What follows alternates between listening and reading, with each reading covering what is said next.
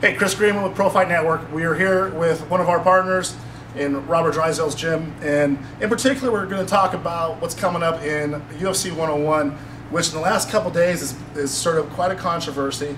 You're not really a type of guy that really stirs up stuff. You don't talk about anybody. You're real low-key. You're just good at what you do, from what I've observed and seen. Anderson particularly lashed out at you in particular. You know, the UFC came in here and did their bit, obviously because some of the people that train here and yourself.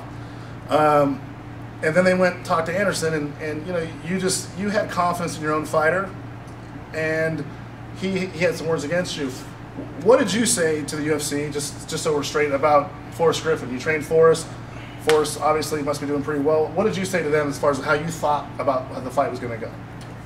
Well, first of all, that's what the UFC Countdown is looking for. They want that. They want the coaches to, push it and make the fight exciting and build up that, sort of tension between the two camps. And they asked me what I thought. What are my thoughts on Anderson Silva's ground game? And I said that Forrest is a much better grappler, and I stand by what I said. I believe that Forrest is a better grappler. I've rolled with him, and I've seen it. I never rolled with Anderson, but I've seen him fight, and I believe that Forrest is more skilled on the ground.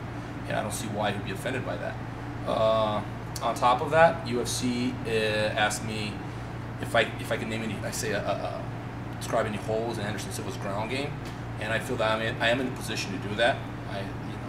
I am a jiu-jitsu expert, and I am in a position to say, okay, this is what I see that's wrong with Anderson Silva's ground game, and I named those mistakes. And apparently, he got very offended by that. He said I was not in a position to judge him or anything, and I'm not. I don't feel like I need an MMA background to be able to judge someone on the ground. I've been doing jiu-jitsu my whole life, and this is I'm not going to brag it, but I'm the best, one of the best in the world. So I know what I'm talking about, and I do see holes in Anderson Silva's game, and I believe Forrest is a much better grappler, and he will win this fight by submission. So, Coach saying that his student's going to win, and just saying your thoughts on it, and a well-qualified person. Then Anderson comes back, and kind of un-Anderson-like fashion. I haven't seen him do too much of this stuff. Is he lashes directly at you? What are your thoughts on him doing that particularly? I don't know how he took it personally. I shook hands with him once. He's not my friend. He's not someone I know. You never trained with him? Never trained with him. I'm very good friends with some of his training partners. I was invited to come over to his gym, and I said, yeah, I would go, but that doesn't mean I plan on training with him. I'll just go visit. Just right. Like I would go to any, I'll use someone like, hey, you come by my gym and visit, no problem, you're welcome. But I never said I was going to train with him. I don't know where he got that from.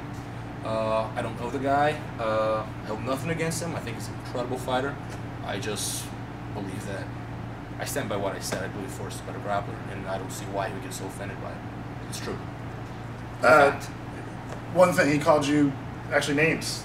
Call me a fool, call me an idiot. I don't know why he would say that. I mean, maybe I think it's classless. It's not necessary. He didn't have to say anything like that.